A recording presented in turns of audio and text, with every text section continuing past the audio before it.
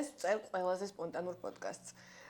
ჩემი სტუმარი აღმოჩნდა ადამიანი, რომელიც ჩვენთან იყო მოსული ბიზნეს შეხვედრაზე სამომავლო პროექტებთან დაკავშირებით. იმისი პიროვნება იმდენად საინტერესო აღმოჩნდა, რომ სპონტანურად გადავწყვიტეთ მე და ჩემი გუნდის წევრებმა, რომ ჩაგვეწერა მასთან ინტერვიუ. ნიკა, გამარჯობა. გამარჯობა. მადლობა, რომ ესე სპონტანურად დაგვთანხმდი. მადლობა თქვენ. გაგვეცანი შენი თავი? ხო, რავი, ნიკოლოზ კირკიტაძე ვარ, 17 წლის. ჯერჯერობით ვსწავლობისევ, წელს ვამთავრებ. ვარ სხვადასხვა ბიზნესებში, ონლაინ თუ არა ონლაინ. და რავი, ძირითადად კაც გარეთ რო ლაპარაკობდით, იმან წარმოშვა ის იდეა, რომ აქ უნდა ჩაგვეწერა პოდკასტი. და ველაპარაკე ამ თემებზე, რასაც რავი, ალბათ ბევრი არ ლაპარაკობს დღეს. შეიძლება. გეთანხმები, ბევრი არ ლაპარაკობს ახალ თაობაზე, როგორი განვითარებულები არიან, ხშირად მოიხსენიებენ ჯენზის რაღაცა კნინობით ფორმაში, როგორც ვთქვით წეგან, რომ ისეთი, როგორ აღნიშნეთ? ჩვენ ვთქვით, რომ მე ვთქვი, რომ ეს თაობა არის ყველაზე დიდი პოტენციალის მქონე, მაგრამ ყველაზე მეტად ფლანგავს ამ პოტენციალსაც გააჩნია. ჩემი აზრით, დღევანდელი თაობა არის ყველაზე სუსტი თაობა, რაც ოდესმე ყოფილა, მე იგივე ვფიქრობ.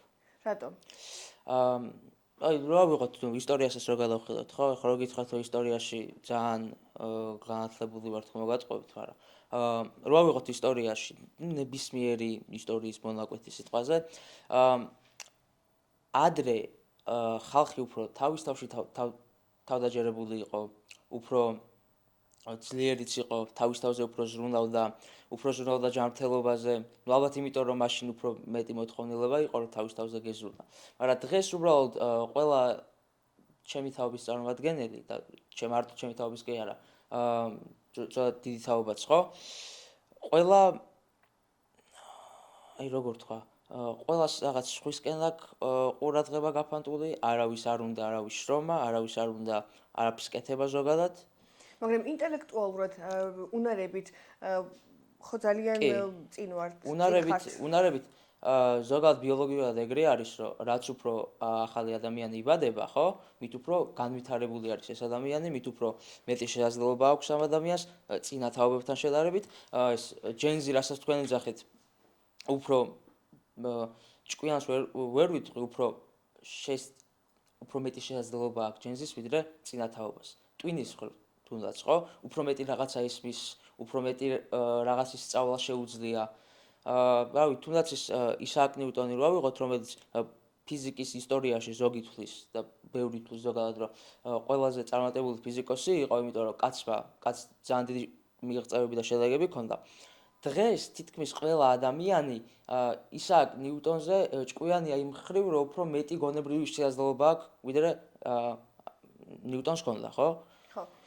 ხო, და შენ თუ შეგიმჩნევია შენზე ასაკით უფროს ადამიანებთან ურთიერთობაში, რამდენად წინ ხარ, მიუხედავად იმისა, რომ შეიძლება იმათ მებროთ მეტი განათლება, ბევრად მეტი ცხოვრება აქვთ, მაგრამ შენ გაქვს ისეთი უნარები, რაც შენი თაობისგან გამომდინარე გაქვს. ხო. წინ არავიზე არა ვარ მე, ზოგადად. ეგრე არ ვცდო და არ ჩავთვლი.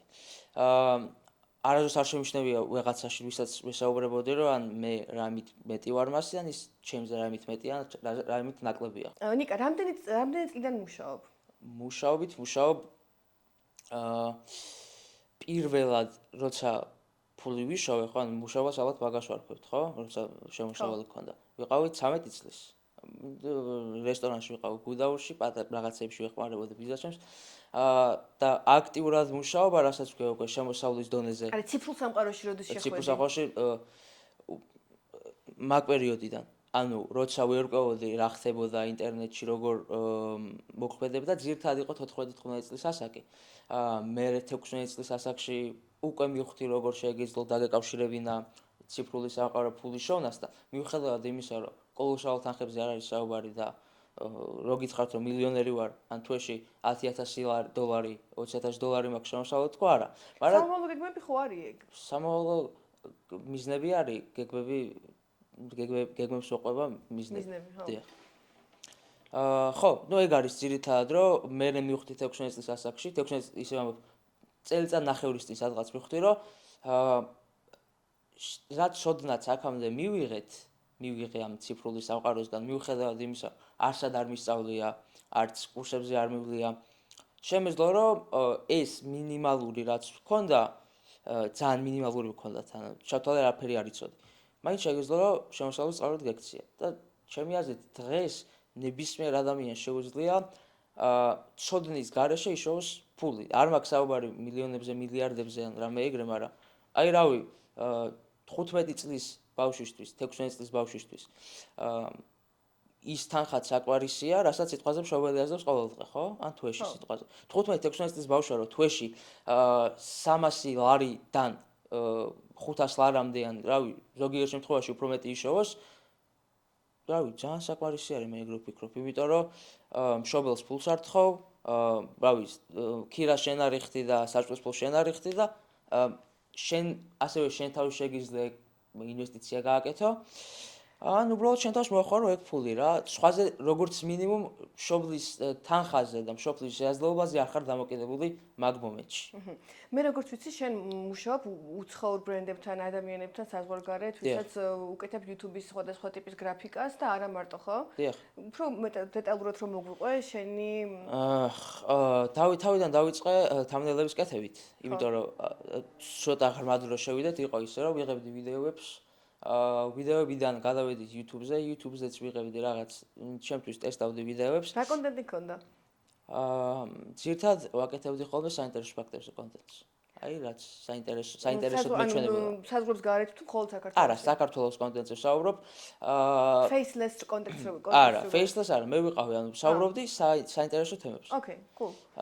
მე YouTube-ზე როცა გადავედი, იქაც რაღაც 1-2 ანუ 8-მდე ვიდეო მიდევს თუ არ ვცდები, უფრო მეტი. უბრალოდ იქ მე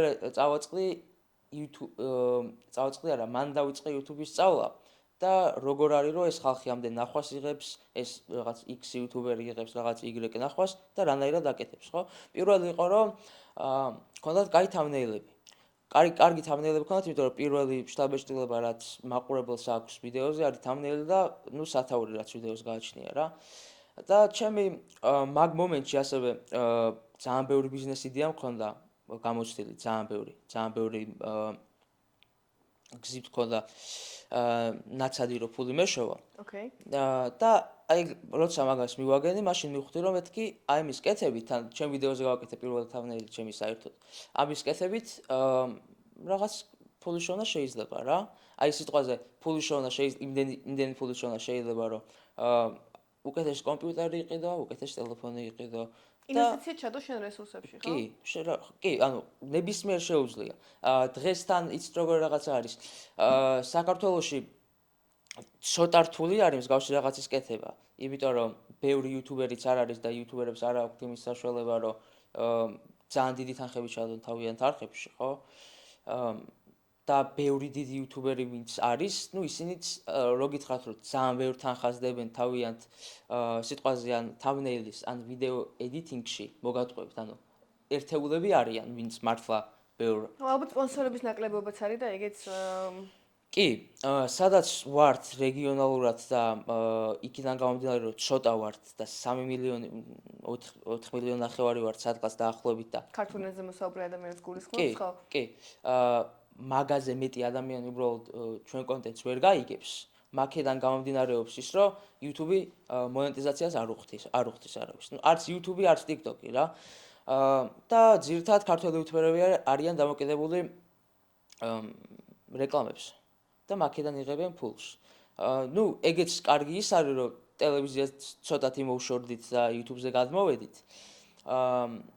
მაგრამ ჩემი აზრით მაინც ეს YouTube-იც, ტელევიზიაც და რავი, Instagram-ზე შეხვალ თუ TikTok-ზე შეხვალ, ცოტა გონების ამრევია თუ სწორად არ ხვალ ამ პლატფორმებს. შენ წეგან აღნიშნე რომ აკეთებდი, ანუ შენი არასაინტერესო კონტენტი შეგეძლო გაგიხადა ვაირალ რაღაცა შენი მეთოდებით. ცოტა გაგვიზიარე შენი მეთოდები. მეთოდებს ვერ დავარქვი, ანუ ძალიან მარტივი რაღაცა არის. თუ კიდე იპოვით ჩემ ვიდეოებს, მოკლედ რაც უფრო მეტ კითხვას გაუჩენ ადამიანს თავის თავზე ან ზოგადად რაღაც საკითხზე, მით უფრო მეტი კითხვა გაუჩნდება შენ დამიც. შენ დამიცი არა შენი ვიდეოს მიმართაც. და მით უფრო მეტ კომენტარს დაეწერს. რაც უფრო მეტი კომენტარია ეს, სიტყვაზე TikTok-ზე ავიღოთ, ხო? მით უფრო მეტი ნახვა არის, რაც უფრო მეტი ნახვა არის, მით უფრო ცნობადი ადამიანი ხარ და ცნობადი ადამიანი თუ ხარ, მერე შედარებით უკვე მარტივია სპონსორების მოძებნა. ან შენი ცნობადობის საერთოდ სხვა რამეში გამოყენება. შენ გყავს ქართველი საყვარელი იუთუბერი? არა. უცხოელი? იცით როგორ რაღაცა არც უცხოელი. საყვარელ იუთუბერს ვერ დავარქვე ვერავის. არის ხალხი, ვინც უბრალოდ საინტერესო კონტენტს ქმნის. შენთვის ინსპირაცია არის? ინსპირაცია არც ერთი იუთუბერი არ არის ჩემთვის. ოკეი. ჩემ ზოგადად აი იუთუბერებში და ეგეთ ხალხში ინსპირაციას არ ვიცი, უბრალოდ ვაფასებ სად ეძებს ინსპირაციას? ჩემთვის ინსპირაცია არის ისეთი ხალხი, ვინც სიტყვაზე დაიწყო ნულიდან და ეხლა იმ დონემდე არის, რომ გონია, რომ რაღაც მდიდარი მშობლები ყავდა და ისე მიაღწია. მაგალითი?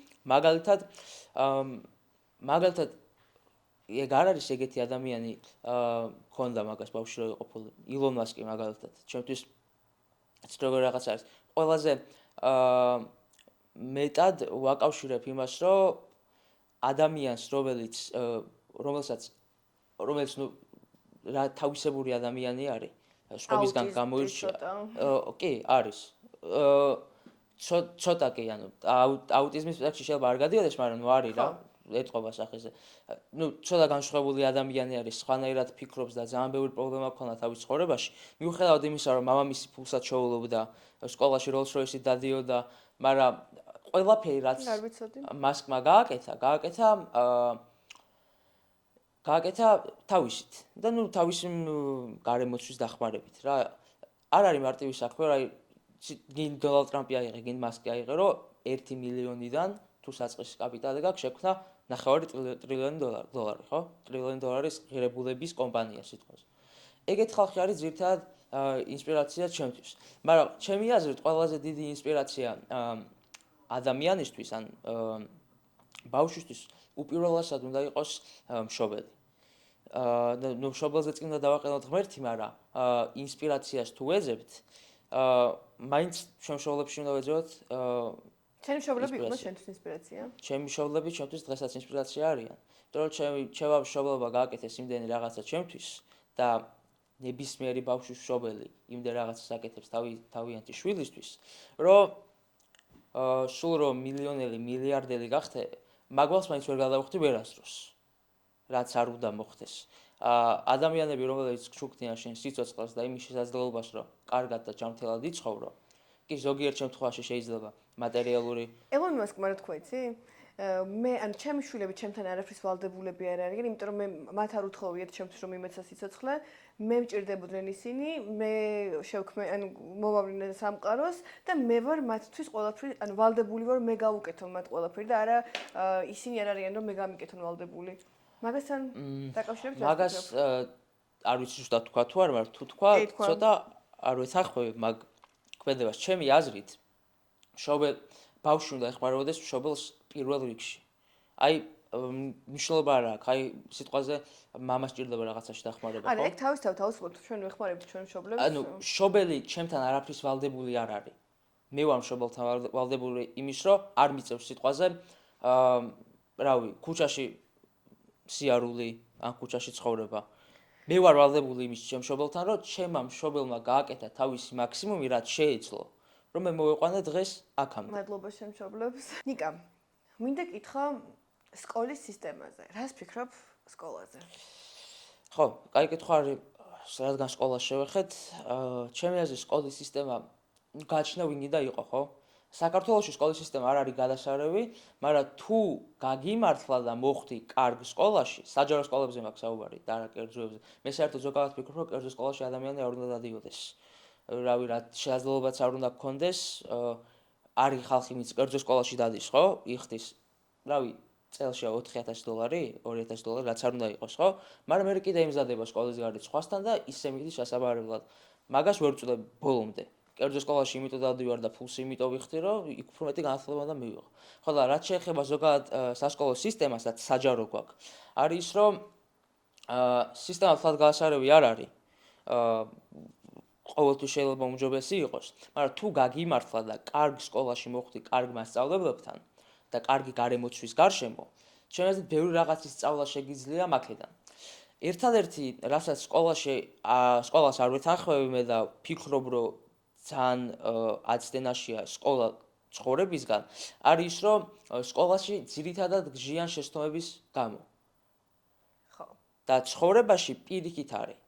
ჯერ შენ შეცდომას უშვებ და შეცდომიდან სწავლობ და მე ამ ნასწავლს ხვარობ ცხოვრებაში. ბრავო, ძალიან მაგარი რაღაც თქვი. სკოლაში არის პირიქით. სკოლაში ჯერ შენ გასწავლიან და მერე გეუბნებიან რომ შეცდომა არ უნდა დაუშვა. არ მახსოვს ვინ თქვა, მაგრამ ერთმა ადამიანმა თქვა, არ მახსოვს ვინ თქვა, მაგრამ თავში არის. მოკლედ ბავშვი როცა იწყებს სიარულს, თუ არ დაეცემა, ვერასდროს ვერ გაივლის. და სკოლაში რომ ჩვენ ბავშვს სიარული ვასწავლოთ, თითო დაცემაზე შენიშვნა უნდა მივცეთ და თუ შენიშვნას ვიცეთ, საერთოდ ვეღარ გაივლის. თავისუფლებას უზღუდავთ. თავისუფლება არ უნდა ვეძებოთ მე სკოლაში ეგრევე ვფიქრობ. თავისუფლება ჩვენ თავშია, ჩვენთან არის. ნახე როგორი რაღაცა სკოლაც არის სისტემა. ზოგადად ყველა სისტემა მგონია რომ ხშირად ადარები ხოლმე სკოლა როგორც ციხე, აი ესე ოთახები ფორმებს რომ აცმევდნენ, ადამიანებს უკარგავენ ინდივიდუალიზმს. დღეს უნდა ვთქვა ეს რა სინომა სალონში ვიყავი და მშობლები ძალიან ბედნიერები იყვნენ, იმიტომ რომ მათ შვილებს ეცვათ ფორმები და მე ვთქვი რომ ინდივიდუალიზმი ეკარგებათ ადამიანებს ამ ფორმებში და იმათ თქვენს მარტივია, იმიტომ რომ აღარ ვფიქრობთ რა ჩავაცვათ. რას ფიქრობ მაგაზე?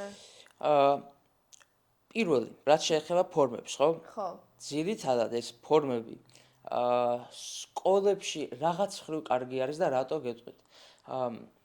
სტივ ჯობსი ხო იცით ინტერვიუ? არა, ვინ არის? სტივ ჯობსი სულ ეცვა ერთი და იგივე ტანსაცმელი, სადაც არ უნდა გენახა, ხო? Apple-ის ღონისძიება იქნებოდა და მარტივი გადაწყვეტილება იყო, რატო ეცვა? იმიტომ ეცვა, რომ პირველ გადაწყვეტილებას, რასაც იღებდა, რომ იღვიძებდა, იყო მარტივი. და დანარჩენ ეს მარტივი გადაწყვეტილება, დანარჩენ გადაწყვეტილებებზე უკვე გავლენას ახდენდა რა და დანარჩენი რაღაც გადაწყვეტილებებიც უფრო შედარებით მარტივი მისაღები იყო. ანუ შენ ახლა გამონახე მე დადებითი მხარე? კი, ყველაფერს აქვს დადებითი და უარყოფითი მხარე. რასაც ამბობ, რომ ინდივიდუალიზმს უკარგავთ ბავშვო, მაგ მხრივ არის ზოგადად ის, რომ რაღაც ჩარჩოებში ვაფიქრებთ ბავშვებს და ზოგადად სკოლა აფიქრებს. აი მაგალითად შეიძლება და მე ზოგადად არ ვიმხრობდი, ეხლა რა ყველაზე დიდი პრობლემაც არის სასწავლო სისტემაში არის ის, რომ ბავშვებს უწევთ ყველაფრის სწავლა. მე-5 კლასიდან მოყოლებული მე-10 კლასამდე, მე-12 კლასში ჩავთვლით. ყველა საგანში წლიური ნიშანი მქონდა 10 დავალი არ მქონია წლიური. მაგრამ აქედან რა გამოგადგა? რამდენი? ხო, აი ზუსტად მაგას ვამბობ, რომ მიუხედავად იმისა, რომ ყველა საგანი მაინტერესებდა და იმ თეორიით ვცხოვრობ, რომ რაც შეიძლება მეტი უნდა ისწავლო, საქმე ისე რომ საბოლოოდ 2-3 საგნის მეტი არ გადგება. არ გადგება როგორ ცხოვრებაში. არ გადგება რომ ეროვნული გამოცდები ჩავაბარო, ხო? სწავლობ რამდენი საგანს 8-9, 10, შეიძლება 11 საგანს და აქედან მარტო 3-ს ირჩევ რომ მე უნივერსიტეტში მოხვდე.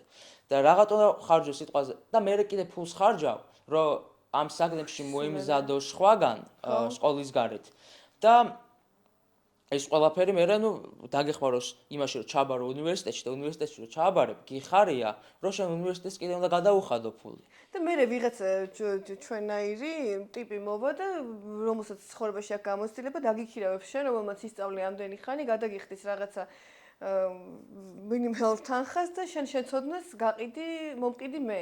კი, იცით როგორ ყველაზე ცნობილი ადამიანები რამდენიც არავის სკოლა მე მგონი არ აქვს დამთავრებული ბოლომდე მაინც. სკოლა მაგასაც შევეხები. თავიდან მეც ეგრე ვფიქრობდი, სულ ისე ვიყავი, რომ სკოლა და თავიდან არა, ეს ბოლო პერიოდი. რომ სკოლა და უნივერსიტეტი სიტყვაზე არ არის კარგი ადამიანისთვის, ან მოზარდისთვის, ან ბავშვისთვის, ხო? პირველი, რატო არის სკოლა კარგი და სკოლაში ყველა უნდა დადიოდეს ჩემი აზრით, იმიტომ რომ 13, 14, 15 წლამდე არც ისეთი დიდი შესაძლებლობა არ გაქვს შენ მაგ ასაკში, რომ რამე გააკეთო. აი ძალიან დალოცვილი უნდა იყო უფლისგან, რომ რაღაცა დიდის გაკეთება და რაღაცა დიდი ფულის შოვნა ან დიდი კომპანიის შექმნა შეძლო 13, 14, 15 წლის ასაკში. სხვისი დახმარების გარეშე ვამბობ. რომ სკოლიდან გახვიდე და არაფერი არ აკეთო. ბევრს აქვს ის აზრი, რომ ეს ადამიანები, ვინც სიტყვაზე გამოვიდნენ უნივერსიტეტიდან ჩუკერბერგმა, ხო? ბილ გეიტსმა, მასკა უნივერსიტეტი არ დაამთავრა. მიუხედავად იმისა, რომ მასკს აქვს ბაკალავრის დიპლომი აქვს. კი, ფიზიკოსია Science of ხო, კი, მაგანხრით არის. ფიზიკის ბექგრაუნდი აქვს. ხო, და ყველას აქვს ის აზრი, რომ არ წავალ ახლა მე უნივერსიტეტში, იმიტომ რომ ეს ხალხი არ წავიდა და ჩემი შანსები რომ ხალხის ცხოვრებასთან ახლოს ვიყო, უფრო გაიზრდება. არ არის ეგრე. ხო, ყველა ენტრეპრენერი, ყველა ის ხო ვერ იქნება ბიზნესის არა, მმართველი და ასე მე შემდეგ. ვერ მივხვდი რას გეუბნები. მე ვამბობ იმას, რომ თუ გინდა რომ უნივერსიტეტში არ წახვიდე და სკოლაში არ წახვიდე, მაშინ შენ უნდა გქონდეს რაღაც ალტერნატივა, რასაც გააკეთებ ამის მაგივრად. მე თუ გადავწყვიტე რომ უნივერსიტეტში არ წავიდე და არ ვისწავლო სიტყვაზე რაღაც ინჟინერიაზე, მე რაღაცა გეგმა უნდა მქონდეს, ხო, მაშინ ავდგები და ვისწავლი გრაფიკულ დიზაინს, ვისწავლი ანუ რაღაცა კი, არა, გავს. მე თუ უნივერსიტეტში არ წავედი, ხო. აი ეს უნივერსიტეტის პერიოდი უნდა გამოვიყენო იმაში, რაღაც გეგმა უნდა მქონდეს, ესე რომ ავდგე და ვთქვა რომ უნივერსიტეტში არ წავალ და სახლში დავждები არაფერს არ ვაკეთებ, ან წავალ და მაგაში გეთანხმები აბსოლუტურად. უნდა ნახო, გამოცადო, რომ ეს არ ჩემი არ არის მიმგონი, ეს ხო, ანუ ან წავალ და სიტყვაზე მაღაზიაში ვიმუშავებ, ან რაღაც, ანუ უნივერსიტეტთან ზოგადად შენი იდეა თუ ის არის რომ უნივერსიტეტში არ წავალ და ვიმუშავებ, უნივერსიტეტთან ერთადაც შეგიძლია კარგად რომ იმუშაო და გქონდეს რავი 2000 ლარი ხელფასი, ხო? თუ არის ეგ შენი იდეა. ძირითადად უნივერსიტეტში და არ მიდიან ის ხალხი, ვისაც აქვს რაღაც ისეთი იდეა, რაც თავიანთ ცხოვრებას რადიკალურად შეცვლის, ანუ სულ შემოაბრუნებს. და არა ის ხალხი, ვინც ფიქრობს ან გეგმა საერთოდ არ აქვს. ანუ ბევრი ადამიანი ვიცი, რომ ამბობს, რომ აი უნივერსიტეტში არ მინდა, ხო, სიტყვაზე წავშლა და რო ეკითხები, რატო არ გინდა? იმიტომ რომ ეს ადამიანი არისო, ეს ადამიანი არისო უნივერსიტეტში და ეკითხები მე რომ კაი, არ წახვედი და მე რას აკეთებ და მაგასაც პასუხი არის, არ ვიცი. რომელ პროფესიებს ვერ ჩაანაცვლებს ხელოვნური ინტელექტი? ჩემი აზრით, ხელოვნური ინტელექტი საბოლოოდ ყველაფერს ჩაანაცვლებს? თუ ესე ვიმსჯელებთ პროფესიებთან დაკავშირებით, თეორიულად ყველაფერს ჩაანაცვლება შეუძლია პროფესიების და არა პიროვნებების. კრეატიულობის ჩაანაცვლება შეუძლია, მე მგონი. ანუ ეხლა რომ შეხედო ხელოვნურ ინტელექტს, არის ეგეთი საიტი ონლაინშიც, სადაც შეგიძლია რომ უბრალოდ MSG ან ნამდვილ ადამიანს ან ხელოვნურ ინტელექტს და ბოლოს უნდა გაარკვიო ნამდვილი ადამიანი იყო და ხელოვნური ინტელექტი და ბევრი ადამიანი ცდება როცა საუბრის დონეში ყვება რა. არა, პროფესიის ჩანაცვლება თეორიულად ნებისმიერი პროფესიის ჩანაცვლება შეუძლია ხელოვნურ ინტელექტს გარდა აი რაღაც პერსონალური თვისებებისა რა. აი მაგალითად შენ ვერ ჩაგანაცვლოს ხელოვნური ინტელექტი და მე ვერ ჩავანაცვლოს ხელოვნური ინტელექტი, პიროვნებები რადგან ვართ მაგითო. მაგრამ ესე თუ ვიმსჯელოთ რომ ვიღაცა სიტყვაზე დღეს პროგრამისტია, 50 წელს შეიძლება საერთოდ სამსახური არ იყოს ადამიანისთვის. გიქრია უტოპიურ რეალობაზე, რომელიც შეიძლება ჩვენ ცხოვრებაში დადგეს? შენი აზრი მაინტერესებს. ხო იცი რასაც გულისხმობ. მოდით ის როგორ ვთქვათ, ხელოვნური ინტელექტი არის კარგი და არის ცუდი ერთდროულად და ან ძალიან კარგ შედეგებს დადებს მომავალში, ან ძალიან ცუდს, გაშლე როგორ შეხედო. როგორ წარმოგიდგენია მომავალი 50 ან 100 წლის მერე შენი უტოპიური აზრები გაგვიზიარეთ, შენი ფანტაზია, ანუ ხო გიფიქრია მაგაზე, როგორ დაგიფრინავი თებში, არ ვიცი, რა დაგინახავს ისეთი ფრინავი თებში მე ზოგადად მაგაზეც ჩემი მეგობარია რობოტი, ვისაც წყავაზე გავდი. აი ხო არა, ეგ ჩემს საშუალებია და ადამიანებს ვერ ჩაანაცვლობს, ვერავინ რაც არ უნდა ადამიანის მსგავსი იყოს, ხო? ხო. მაგრამ ის რომ ნებისმიერი სამსახური შეიძლება ჩაანაცვლოს ხელოვნურმა ინტელექტმა, ძალიან რეალურია და დღესაც ხედავთ მაგას, რომ ბევრი ადამიანი იმის მაგივრად, რომ ვიღაც დაიქირაოს და იმას უხადოს $3000, ხო, თვეში.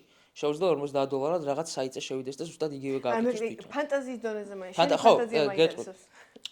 ან ხელოვნური ინტელექტი ყველა ვარიანტში განვითარდება, ან იმ დონემდე მიგვიყვანს, რომ ადამიანები საერთოდ აღარ იმუშავებენ და ცხოვრებას აზრი ეკარგება უკვე, იმიტომ რომ თუ არ ვიმუშავეთ და თუ არ ვაკეთეთ და ყველაფერი დაიბადე და გაქვს, ხო?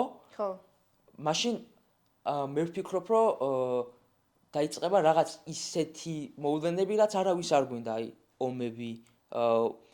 ყურეთ, ხელოვნურ ინტელექტს შეუძლია შენ ჩაგინაცვლოს მატერიალური ყველა ადამიანს შეუძლია გახდეს თუ ხელოვნური ინტელექტი განვითარდა ძალიან ადამიანების აღარ იმუშავებენ ერთ სიტყვით რა. აი მე და შენ ვიქნებით ერთ დონეზე. შენ და სიტყვაზე ვიღაც სხვა ადამიანი იქნება ერთ დონეზე და საქმე ის არის რომ როცა დაიბადება ახალი ადამიანი, არაფრისთვის ბრძოლა აღარ მოუწევს.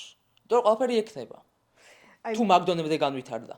და ეგ იმას გამოიწვევს, რომ მე ფულზე თუ ან რამე წარმატებაზე თუ აღარ იქნება ეს ადამიანი დამოკიდებული, რომ ეს უნდა გავხდე და ამას უნდა მივაღწიო, იფიქრებს უკვე ისეთ რაღაცებს, სადაც დღეს ერთეულები ფიქრობენ მარტო. და ის სიტყვაზე დავიბრუნოთ ეს ქვეყანა, დავიბრუნოთ ის ქვეყანა, გადავიდეთ აქ, მოკლათ ეს ადამიანი. თუ ეგრე გავყევით. კაცუტოპიაში გადახვედი. შენ მომავალს, პირადად შენ მომავალს, როგორ ხედავ, გაქვს რაღაც განსაზღვრული, რომ აი დღეს ხო ხარ 17 წლის და აი 25 წლის რო იქნება, მექნება ესე და ეს ბიზნესი, ესე და ეს კომპანია, მეყოლება ამდენი გამომწერი, ანუ რამე ლეიტმოტივი შენი ცხოვრების? მოტივაცია, როგორ გითხრათ? მე ვფიქრობ, რომ 25 მე მინდა რომ ხვალ უფრო წარმატებული ადამიანი ვიყო, ვიდრე დღეს ვარ. და მე მინდა რომ უფრო ყოველდღიურად უფრო და უფრო განვითარდე. მაგ ლოგიკით თუ ვიმსჯელებ 25 წლის მე რომ შევადარო დღევანდელ მეს ძალიან წარმატებული უნდა იყოს. მაგრამ საბოლოოდ მაინც ყველაფერი არის დამოკიდებული იმაზე, როგორ ცხოვრობ და სწორად ცხოვრობ თუ არა და ყველაფერი არის დამოკიდებული ღმერთზე. ღმერთის წყალობით მე იმის ჯერა და იმის იმედი მაქვს, რომ რავი, შენთვის რა არის ღმერთი? შენთვის საინტერესო კითხვა. გიზდები. შენთვის ღმერთი არის ყველაფერი. ძალიან ბავშვობიდან. ან წერებიანი კაცი ცეცხლში ღმერთი შენთვის არ არის? შენთვის ღმერთი არის იესო ქრისტე. მართლმადიდებელი ქრისტიანი ვარ. ღმერთის სახით ღმერთის ძე იყო იესო ქრისტე. ღმერთი ხო არის? ღმერთი არის იესო ქრისტე. აი ღმერთი ერთია და ყველანი იესო და ბუდა ასე შემდეგ იყო ღმერთისგან გამოგზავნილი შვილები, ვინც სხვადასხვა მიწებზე სხვადასხვანაირად დამკვიდრდნენ. მაგ შემთხვევაში ცდები.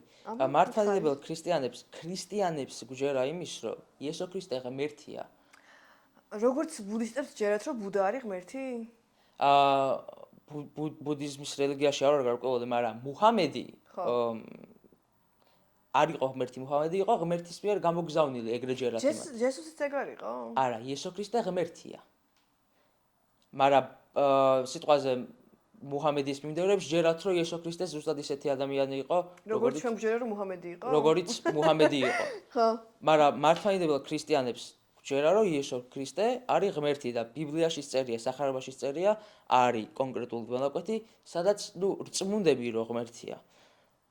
წაკითხული გაქვს ბიბლია? არა, ბიბლია ეც რაღაც არის. მე ვფიქრობ, რომ ანუ ეკლესიაში არ დადიხარ? როგორ არ დავდივარ? დადიხარ? ეკლესიაში დავდივარ. ანუ რწმენა შენთვის არის მნიშვნელოვანი კომპონენტი ცხოვრების ყველა ეტაპზე. რა თქმა უნდა.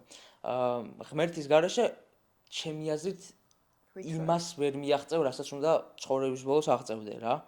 შეიძლება მაგარი მატერიალური შესაძლებლობა გქონდეს, ძალიან წარმატებული ადამიანი იყო, მაგრამ ღმერთი თუ შენთან არ არის, აი რო უკვდებით, მე რა ხდება? ეს მაგარი მანქანა რო ყავს და მაგარი სახლი რო გაქვს, იქ არ მიყვება, ხო? არა, მაგას მიგეთახმები მეც. რას ფიქრობ, ადამიანები ეძახიან ღმერთს ზემეს, ზოგი ეძახის სამყაროს. ან რა აზრის ხარ? ღმერთი არის სამყაროს შექმნელი. ანუ ვინც შევქმნა, ვინც ჩვენ შევქმნა, ვინც შენ შექმნა. პირველი ჩემი აზრით ვინც უნდა გვიყვანოს. მაშინ ფიზიკას რომ მეწინააღმდეგებით? აი მან უყურეთ საინტერესო თემა არის. ზოგი ამბობს, რომ ფიზიკაო წინააღმდეგობაში მოდის ღმერთთან და ღმერთის ცნებებთან, როცა სინამდვილეში ფიზიკოსები ცდილობენ გაარკვიონ თუ როგორ შეიქმნა სამყარო. ჩვენ ვიცით როგორ შეიქმნა სამყარო, ღმერთმა შექმნა სამყარო და ძირითადად ფიზიკა სწავლობს იმას თუ როგორ ფუნქციონირებს სამყარო და არა იმას როგორ შეიქმნა. რო სწავლობდეს იმას როგორ შეიქმნა სამყარო, მაშინ გვეცოდინებოდა როგორ შეიქმნა სამყარო. თუ რაღაც დიდი აფეთქება მოხდა რამე მსგავსი, ხო? მაგრამ სწავლობს იმას როგორ ფუნქციონირებს სამყარო, რომელიც ღმერთმა შექმნა. აი, ვინცაც არ უნდა შეხედოთ, ვისაც ღრმა წმენა აქვს ღმერთში, ჩემს აზრით ყველა ბედნიერია. აი მნიშვნელობა არ აქვს, შეიძლება ადამიანი იყოს, ვისაც მილიარდები აქვს, ღმერთის არ წამდეს, არ ქონდეს ის სიყვარული მისდამი და საერთოდ არ იყოს ისეთი ბედნიერი, როგორიც არის ადამიანი, რომელიც სიტყვაზე ეკლესიაში დადის ყოველ შაბათ-კვირას. ანუ შენ ფიზიკას და რელიგიას მიჯნავ ერთმანეთისგან და ფიქრობ, რომ ორივე სხვადასხვა და ერთმანეთში კვეთა არ აქვს მაინც და მაინც? კვეთა აქვს, იცით როგორ არის, ზოგი ფიზიკოსი კვეთავს რელიგიას და ზოგი რელიგია ზოგს აქვს ესეთი დამოკიდებულება ზოგადად, რომ თუ მართლმადიდებელი ქრისტიანი ხარ, შენ არ შეგიძლია რომ ფიზიკა ისწავლო ან რამე ეგეთი გააკეთო რა. ისე ღმერთში დაუბრუნდეთ და ბიბლიაშო დაუბრუნდეთ. არ მაქვს წაკითხული, იმიტომ რომ ჩემი აზრით ადამიანის მომენტში დგება ის კონკრეტული ცხოვრების მომენტი, როცა უნდა წაიკითხო და ჩემთვის ეგჯერ არ დამდგარა რა. აი ჯერა ნიშნების? რას გულისხმობ? აი ეს მომენტი არ დამდგარა, ანუ ნიშანი არ გქონია. არა, ნიშანი იყო შინაგანად როცა რაღაცა კითხვა გაგიჩნდება, რაღაც კითხვა როცა გექნება ღმერთთან დაკავშირებით ან რწმენასთან დაკავშირებით, მაშინ უნდა ეძიო ამ კითხვაზე პასუხი. question-ი არ გაქვს, მოკლედ უბრალოდ გწამს ამ ყველაფრის და არა, უბრალოდ ამას question-ი ყველას აქვს, კითხვებს ყველაფერს უსმენთ, მაგრამ პასუხი არის უბრალოდ ძირითადად როგორ შეიქმნა სამყარო, ამის პასუხს ეძებენ სადღაც რავი, არია 51-ში, სადაც რაღაცას აკეთებენ, ხო და Big Bang-ი მოხდაო. ზოგადად რთულ კითხვებზე ზოგჯერ და ზოგ შემთხვევაში პასუხი არის ძალიან მარტივი. ჩემი აზრით, ღმერთის გარეშე სრულ ბედნიერებას და მაქსიმუმს ცხოვრებიდან ადამიანი ვერ მიაღწევს, რაც არ უნდა წარმატებული იყოს, ხო? მე აი როცა ეკლესიაში მიდიხარ, როცა ეკლესიაში ხარ, იქ ხო უბრალოდ ეკლესია არის, ხო? მაგრამ თავს უფრო მშვიდად გრძნობ, უფრო კარგად გრძნობ, უფრო დამშვიდებული ხარ, ან თუნდაც ღმერთი უნდა იყოს ის შენთვის, რომ შენ რო სადმე მარტო წახვალ, შენ არ უნდა გრძნობდე თავს მარტო. იმიტომ რომ ღმერთი შენთან არის სულ. ამიტომ ნებისმიერ ადამიანს, ვინც არ უნდა იყოს, ბავშვი იქნება, ქალი იქნება, კაცი იქნება, მოზარდი იქნება თუ დაშლილი იქნება, ყველას მოუწოდებ, რომ უნდა გწამდეს ღმერთის, უნდა გჯეროდეს ღმერთის და უნდა შევეცადოთ, რომ შევიყვაროთ ღმერთი, ზუსტად ისევე, როგორც ღმერთმა შევიყვარათ ჩვენ. ათეისტთან გიკამათია? ათეისტთან მე პატივს ვცემ ყველა რელიგიის წარმომადგენელ ადამიანს, მათ შორის ათეისტებსაც, იმიტომ თავის შეხედულება აქვს და ათეისტი თავის მცნებაშიც ამტკიცებს, რომ ღმერთი არსებობს, იმიტომ რომ მის არარსებობას ამტკიცებს, ხო? კი, ეგრეც გამოდის. მაგრამ საინტერესო ის რა არის, რომ ათეიზმი ეგრე ბოლომდე არ არის არსებობს, აი ესე რომ შევხედოთ, ხო, უკვე გარე პერსპექტივით არსებობს რაღაც, რისგანაც ჩვენ შევიქმნით, ხო? და ეს რაღაც ანუ რაღაც არის ხო მართალია, თლად ისი არ არის ათეისტებს რო ჯერათ, რომ ღმერთი არ არსებობს, მაშინ რა ანაცვლებს მაგას, ხო? ჩაგვინაცვლეთ ღმერთი. ხო, რა ანაცვლებს. ათეისტთან კამათსაც შეხება, კამათით არ ვიკამათია, მაგრამ ძირითადად ვცდილობ რომ დავანახო, რომ უკეთესია ღმერთი შენთან იყოს, ვიდრე არ იყოს. კრიტიკულ სიტუაციაში არ ამგონია, რომ ათეისტი დაждდეს და მშვიდად იყოს, ხო? მაინც ღმერთთან მივარ და მაინც ღმერთს შესთხოვს დახმარებას. ბევრი ისტორიები არსებობს ამაზე, როგორ დაეხმარა ღმერთი, ბევრი სასწაულები არსებობს, ეს სასწაულები ამტკიცებს კიდე იმას, რომ რატო აღარ ხდება ეს სასწაულები დღეს? რატო ვერ მითხოვ რომ არ ხდება სასწაულები? ანუ ადრე სულ ვიცით რომ ლეგენდების დონეზე იქიდან ეს მირონიდან იქით მოდიოდა, დღეს რატო ვერ ხედავს ამ სასწაულებს? მე გეტყვით. ან რელიგია რატო ვითარდება ესე ჩვენთან ერთად თუ გეტყვით. სასწაულები ხდება, მაგრამ შენ ვერ ამჩნევ და შეიძლება ვიღაცა სხვა ვერ ამჩნევ. ყველაფერს აი ხა აქროს ხედავთ მე და შენ და საუბრობ. სასწაული არ არის? საიყვარეთ როგორ რაღაც არის. ღმერთი დედაჩემმა მითხრა ეს. პატარა რო ვიყავ და მის მერე სულ გონებაში მაქვს. ნებისმიერ თითოეულ ადამიანს აძლევს შანსს. თითოეულ ადამიანს.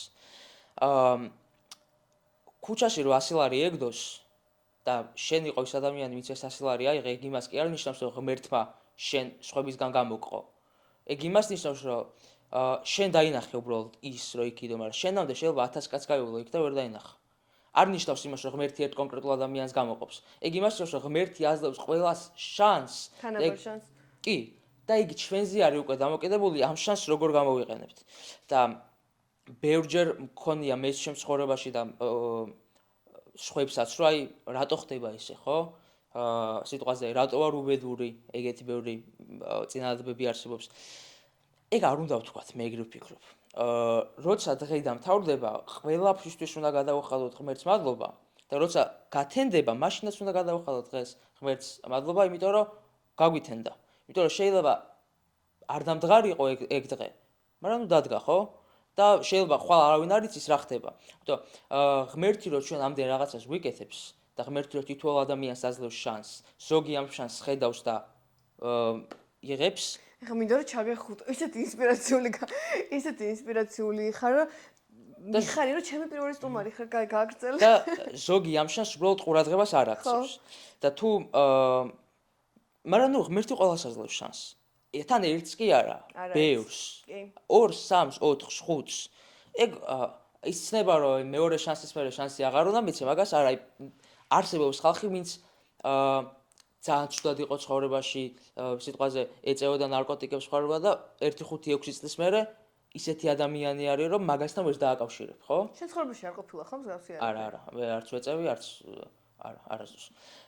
ძირთადად ეს ბოლო პერიოდია სპორტულ ცხოვრებას ეწევი და მანამდე მაგასაც ვისაუბრებ, მშობლებმა ისეთი საფუძველი ჩამიდეს, რომ არც სიგარეტის მოწევა არ მომდოვებია არასდროს და ნუ არც რამე სხვა რა. მაგრამ შემოსხმარ მისცემდი აქვე მშობლებს, რომ როგორ უნდა გაატარონ ის მშობლებს პატერნები როგორ ჩვენთან ჩაატარეს. მე რომ მშობლებს ჩავამირცე, მე უნდა ვიყო მშობელი ჯერ, მაქედა რო დავიწყოთ. მაგრამ ვისთვის ემადლიერები შენ მშობლებს ყველაზე მეტად? ყველაფრისთვის. არა. ჯერ ღმერთს, მე მშობლებს. რა თქმა უნდა, მესმის, მაგრამ შენ ხო ხარ განსაკუთრებული უნარებით, სწავლობ კარგად. განსაკუთრებული უნარების კარგით დიახ, მე ხმამაღლა ვიტყვი მაგას. ყველაზე მეტად რისთვის ხარ მადლიერი? აი, რა მოგცეს, რა ღირებულებები, ანუ როგორ ჩამოყალიბდი ასეთ პიროვნებად? აი, ბევრი არ გინდა, 3 მითხარი. დედაჩემ და ბაბაჩემ მასწავლა ის, რომ ყველასთან უნდა იყო, ყველას უნდა ცე პატივი. თანასწორად. კი, ყველას უნდა ცე პატივი. არასდროს არ უნდა იჩხუბო, მიუხედავად იმისა, რომ ბევრჯერ ყოფილა ის სიტუაცია, ზოგადად გირჩევნიათ, რომ ჩხუბს თავი არიდოთ, რაც არ უნდა მოხდეს, ხო? და ის რომ შენი სიტყვის ადამიანი უნდა იყო. მამაჩემისგანაც ბევრი ვერ ვაფასებ მშობლებს, კი არა. მეც ახლა ვერ ვაფასებ სათანადოდ ჩემ მშობლებს და ბევრი ადამიანი ვერ აფასებს თავის მშობლებს სათანადოდ, იმიტომ რომ სანამ რაღაცა არ მოხდება, მანამდე ვერ გებულობენ ან სანამ თვითონ მშობლები არ გახდებიან, მანამდე ვერ გებულობენ რატო აკეთებდა ეს, ხო? ყველაზე მეტად რაზეც მემადლიერები დედაჩემს და მამაჩემს არის ის, რომ დედაჩემის და მამაჩემიც ორივე შრომობს და წვალობს, იმიტომ რომ მე ვიყო კარგად. მე თან დადაძმა არ მყავს. არც მე. წარმოვიდგინეთ, ვისაც დადაძმა ყავს, ხო? იმათ მშობლებს 2-ჯერ, 3-ჯერ, ან 4-ჯერ. კიდევ რა ყოლდა დაანძმა? პატარა რო ვიყავი, არა. იმიტომ რომ მარტო მერჩი, მაგრამ აი ამ განმოსახედიდან, კი, ჩემი აზრით და ან ძმა, ან ორივე ერთად, ну ერთი დედამიშვილმანიც უნდა ყავდეს. მაგრამ რაღაცნაირად მარტო თამაშს როიჩვევი ადამიანი, მე ცხოვრებაში არაფერი აღარ გიჭირს, იმიტომ რომ მიჩვეული ხარ მარტო ყოფნას თავიდანვე. მარტო ხო, მაგრამ მარტო ვერაფერს ვერ გააკეთებ ისეთ. არა, ეგ თავისთავად, ხო. აი მე მირჩევნია რომ ყავდეს ახლა სიტყვაზე ძმა, რომელიც ყველაზე ახლოს იქნება ჩემთან და ძმას ვერ ჩაანაცვლებს, რაც არ უნდა იყოს, რავი, ძალიან ახლო მეგობარიც არის ცნებები, რომ ეს მეგობარი სიტყვაზე ძმაზე უკეთესია, ხო? არა, ერთი სისხლი და ხორცი ხარ შენ და შენი ძმა და ძმაზე წინ, შენ დედმამიშვილზე წინ ვერავინ ვერ დადგება ხორციელ სამყაროში. ბევრს გონია რომ მშობლები დადგა, მაგრამ ეგეც არ არის რა, ნუ შენ და შენ ძმას ან დას მოგიწევთ, რომ მთელი ცხოვრება რაც გაქვთ დარჩენილი, მშობლებიანად და მშობლების გარეშეც თუ ბუნების კანონები არ დაირღვა, გაატაროთ ერთად. და ერთმანეთის გვერდში დგომით. და უნდა აღაშენოთ ერთმანეთი ამით. ვისაც დადაძმა არ ყავს, ისინი ეძებენ უკვე დადაძმას ან ნათესავებში, ან მეგობრებში, ან ისეთ ხალხში, ვისთანაც მართლა ახლოს არიან რა. ბევრ ბავშვს აქვს ის აზრი უტრიალებს თავში, რომ მარტო მივახცევ ყველაფერს, მარტო იქნება, იმიტომ რომ მშობლები არიან მაგ ბავშვთან ერთად. მაგრამ ყველა ადამიანს დაუდგება თავის ცხოვრებაში ის მომენტი, როცა მშობლები აღარ გეყოლება და სულ მარტო რო დარჩები, სულ მარტოობას გირჩევნია, რავი, ყველაფერი. აი მარტოობაში ადამიანი ძალიან რთულია მარტო ყოფნა. კი.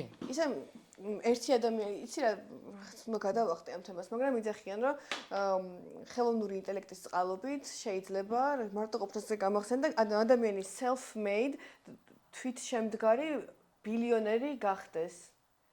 AI-ს დახმარებით, იმიტომ რომ ყველა ნახე კომპანიას აკეთებს, მე რაღაცებს და ასე ხდებიან და ახლა მოდის ის პერიოდი, რომ შეიძლება ერთი ადამიანი გახდეს ბილიონერი. მაგაზე რას ფიქრობ? ანუ ერთმა ადამიანმა რომ მიაღწიოს მაგ ერთმა ადამიანმა AI-ს დახმარებით შეიძლება მხოლოდ AI-ს? გამოიმუშაოს კი, ანუ ეხლა ძალიან დაბალი შანსია მაგის რომ მარტო AI აკეთო და გახდე მილიარდერი. თან მარტო იყოს სულ და არ ყავდეს გარემოცვაში არავინ. ოიძახიან რომ მალე იქნება და ისე მაინტერესებს როდის იქნება და ვინ იქნება. AI-ს დახმარებით ზოგადად ახლა რეალურია რომ ფული იშოვო. ხო. და ბევრს აქვს ნაშოვნი და ახლა ზოგი ფიქრობს რომ რაღაცა ისი აქვს ნაშოვნი და მე უბრალოდ გაასაღარო ამით იშო, მაგრამ რეალური არის. მე ვცნობ ხალხს, ვინც AI-ით ფულს შოულობს, მე ვცნობ ხალხს, ვინც ამას იყენებს თავის ბიზნესში, მაგრამ რომ ვთქვათ, რომ მარტო AI-ით შეგიძლია გახდე მილიარდელი და ზოგადად მილიარდელები არ ნიშნავს იმას, რომ ბანკში გაქვს მილიარდი დოლარი, ხო? ეგრე არავის არ აქვს. და დიდი ალბათობით ბევრ მილიარდელსაც არ აქვს ბანკში მაგდენი ფული. იმიტომ რომ უბრალოდ რავი რა დგინდა ხო მილიარდი დოლარი. მილიარდელი ნიშნავს იმას, რომ მაგ ღირებულების ქონება გაქვს. და შენ რომ AI-ით ააწყო მაგ ღირებულების ქონება, ჯერ რაღაც კომპანია ხო უნდა შექმნა, რომელსაც სიტყვაზე ეს AI მართავს. და ამ კომპანიაში ხალხი გჭირდება. მაგრამ სულ AI რომ მუშაობდეს, ეგ უკვე ძალიან იქით არის, ძალიან მომავალშია. იცი რა მინდა გითხო, შენ ხარ 17 წლის და შენი უნარებით დღეს საქართველოში გამოიმუშავებ ფულს. დიახ. მე დარწმუნებული ვარ, რომ შენ ხარ ძალიან კეთილი და რამდენიმე რჩევას გაუზიარებ ადამიანებს, ვინც არიან შენ ხელების სიტყვაზე არ აქვს განათლება და უნდათ რომ რაღაცა მინიმალური საშუალება გამოიმუშაონ ონლაინ, აქვთ კომპიუტერი, ტელეფონი. რამდენიმე რჩევას ხო ვერ მისცემდი ეს ადამიანებს? რა ისწავლონ, რა მიმართულებები, ან AI როგორ გამოიყენონ, რა პროგრამა აითვისონ, YouTube-ზე რას უყურონ, ხვდები ხო რას გეკითხები? ჯერ უნდა გავარკვიოთ ყველამ რა გვინდა ცხოვრებაში, ხო? და რთული არის ზოგადად. მეც ის მაქვს ხოლმე რომ ან ეს. უნდა გავარკვიოთ რა გვინდა რომ ვაკეთოთ. ხო. თუ მაგას გავარკვევთ, მერე შეგვიძლია უკვე კითხვა დავუშვათ როგორ გავაკეთოთ ეს. მე თუ გავარკვიო რომ ცხოვრებაში მინდა რომ ვიყო ექიმი, მე არ დავშავ კითხვას როგორ უნდა გავხდე ექიმი. არ მე გეკითხები იცი რა, აი მარტივი არ არის, მაგრამ აი უნივერსიტეტის ყველანი განათლების გარეშე მე ვარ 17 წლის ბიჭი, მაქვს ტელეფონი ან კომპიუტერი და მინდა რომ აი ვთქვა როგორც ნიკ აწყობს thumbnail-ებს, ავაწყო ესეთ thumbnail-ები და გავყიდო და რაღაცა ელემენტარული შემოსავალი მქონდეს. აი რაღაცებს გავს გეკითხები რა. კი, ანუ როგორ ვიშოვოთ ფული ონლაინ. მარტივად ხო, აი პატარა ასაკში. ხო. ან დიდ ასაკში რავი რა მშობ. კი არა, არიან ხალხი, ვინც ხა 19 წლის არის, 19 წლის არის ერთი ბიჭი გუში მწერდა ეს thumbnail-ებს აკეთებს. საქართველოში ეს უფრო და უფრო განვითარდება წინ, ეს thumbnail-ები, ვიდეო ედიტინგი ამ იუთუბერებისთვის, რაც უფრო დრო გავა, იმიტომ რომ გინდა არ გინდა არ ჩავჩებით ხო ერთ ადგილას. ჩვენც ვიმოძრავებთ. და ჩვენც ვაპირებთ ბევრ გეგმებს ერთად მერე? ხო, ჩვენც ვიმოძრავებთ სხვა ქვეყნებთან ერთად, ხა თუ ამერიკაში ძალიან წინ არიან ისინი წასული, ნუ გასაგებია, მაგრამ ისინიც მოძრავენ, ჩვენც შედარებით მოძრავთ. ჩვენ ვქმნით სტანდარტს ნიკა, ჩვენ აუცილებლად შევქმნით იმ სტანდარტებს, რომელიც სხვა ქვეყნებისგან გვინდა რომ გქონდეს. იცი როგორ ჩემი აზრით თავი პოზიტიური. ჩემი აზრით ჩვენ ძალიან კაი ქვეყანა ვართ. ანუ კი მეც ეგრე ვფიქრობ. თუ რაღაც მოვლენებს არ ჩავთვლით ან რაღაც სიღრმეებში არ შევათ, პოლიტიკაში არ შევათ, ქვეყნობრივად ჩვენ ისეთი ხალხი ვართ და ისეთი მენტალიტეტის მქონე ადამიანები ვართ. აი ეს კიდე რელიგიაში იყოს, და ამაში გვეხმარება უფრო სწორად რელიგია, ამაში გვეხმარება ტრადიციები, ხო? რომ ჩვენ პერსონალურად, ხო, უფრო უკეთესი ხალხი ვართ, ვიდრე ამერიკელები, რომელსაც არ გააჩნიათ ეს მორალური მოდი დაუბრუნდეთ ისევ იმ თემას, მივცეთ რჩევები ბავშვებს როგორ იშოვონ. ჯერ უნდა გავარკვიოთ სიტყვაზე რა მოგწონთ, ვიდეო ედიტინგი იქნება ეს, thumbnail-ების კეთება იქნება, Photoshop-ში მუშაობა, რავი, სამონტაჟო პროგრამებში მუშაობა, თუ სიტყვაზე კოდის წერა, ხო? მე მაგასთანაც მქონია შეხება, იყო ერთი წელი დავდიოდი აკადემიაში, სადაც ნუ ხალხი სწავლობს და მე ამას უბრალოდ თავის საკუთრებად იყენებს. ანუ არის ხალხი, ვინც საიტებს აწყობს 5000 ლარად. აი მე გეუბნებით 17 წლის ბავშვები. აი არის ვინც მართლა სერიოზულად აწყობს ამ საიტებს 5000 ლარად მარტო იმ ცოდნით, რაც გააჩნია. რაც აი შეიძლება YouTube-ზე იყოს დასწავლის ხო, კი, რა თქმა უნდა. და როგორ შეგვიძლია რა, უბრალოდ უნდა ვიპოვოთ ისეთი რაღაც, რაც ჩვენს გამოგვდის, ანუ თლად ისე არ უნდა ვიყოთ, რომ აი გავაკეთე ხო და რაღაც არ გამოვიდა, საერთოდ არაფერს არ გავს. და მოდი გავყიდო. კი შეგიძლია ცალ, მაგრამ შედეგი არ გექნება. არავით არის შედეგი ანუ უნდა იპოვო შენი ბნება, რა ყველაზე მეტად რისი გაკეთებაც მოგწონს. მოგწონს, გამოგდის უფრო. შეიძლება არ მოგწონდეს. აი მე შეიძლება მომწონდეს რომ გავაკეთო ვიდეოები, მაგრამ ვიდეოები არ იყიდებოდეს საქართველოში, ხო? და გიწევს რომ იმუშაო Photoshop-ში და კი, გიწევს რომ იმუშაო Photoshop-ში, მაგრამ უბრალოდ უნდა შეიცადო რომ გამოგივიდეს. ბევრს აქვს ის აზრი რომ შენ რო რაღაცა დაიწყო, ფული შონა დაიწყო, უნდა გქონდეს ბექგრაუნდი, რავი. უნივერსიტეტი შოდნის ბექგრაუნდი უნდა გქონდეს. სინამდვილეში ყველაზე წარმატებულად და ყველაზე სწრაფად აღწევენ თავიანთ ბიზნესებს ისინი, ვინც უბრალოდ იწყებენ და ზედმეტ კითხვას თავის თავს არ უშოვენ. დაიწყე და გზაში ისწავლე შემდეგ რაც გაინდა. ანუ მე რო დამჯდარიყავი და როცა სიტყვაზე დავიწყე, მე ხა ჩემ თავზე ვილაპარაკობ, ცოტა ის არის. შენ ხარ ჩემი სტუდენტი, შენ თავზე უნდა ილაპარაკო, გავაგზავნე. მე როგორ გითხრათ, ჩემ თავს ვერ შევადარებ სხვა ის ადამიანს. არა, შენი ისტორია გაქვს, სუბიექტურად გისმენთ და ხო, მე რომ მეფიქრა რომ უბრალოდ ბევრი ფიქრი რომ დამეთმო ამისთვის რა მოყვებოდა თამბნეილების კეთებას, სიტყვაზე ავიღოთ, ხო? შეიძლება საერთოდ აღარ გადამეწყდა ამის გაკეთება. იმიტომ რომ იქ რაღაცა პრობლემას დააწყდებოდი, მე იქ კიდე პრობლემას დააწყდებოდი და შენი ტვინი ისე არის რომ ამდენ პრობლემას გირჩევნია ესე ვისაკეთო, რაც კლიენტები როგორ იპოვენ? არავი, კლიენტების ბევრი პოვნის საშუალება არსებობს. აი, შეგიძლია ქართველებს მეილზე მიწერო, შეგიძლია რეკლამა გააკეთო შენი თავის,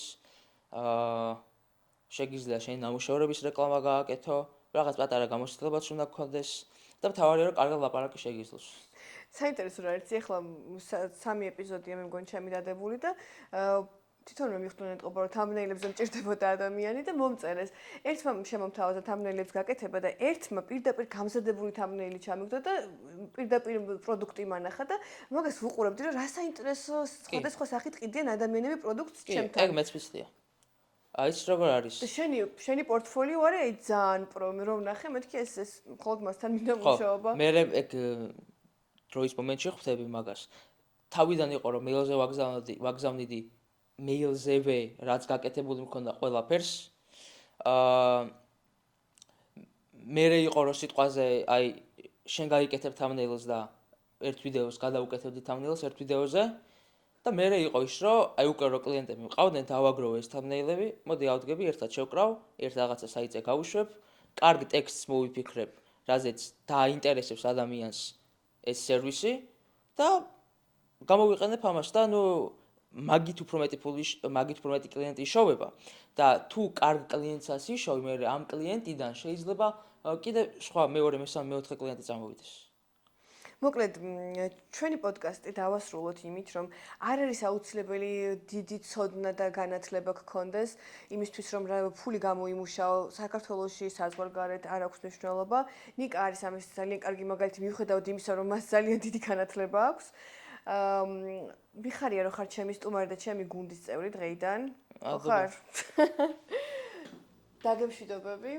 ალბათ, ერთი ბოლოს ასაც ვიტყოდი არის ის, რომ ყველა ჩვენი თავის უნდა გვჯეროდეს და ყველა უნდა ვიწამოთ ღმერთში, ჯერ ღმერთში, მერე ჩვენს თავში და რა ყველაფერი გამოვა ჩემი აზრით რა. ნახვამდის.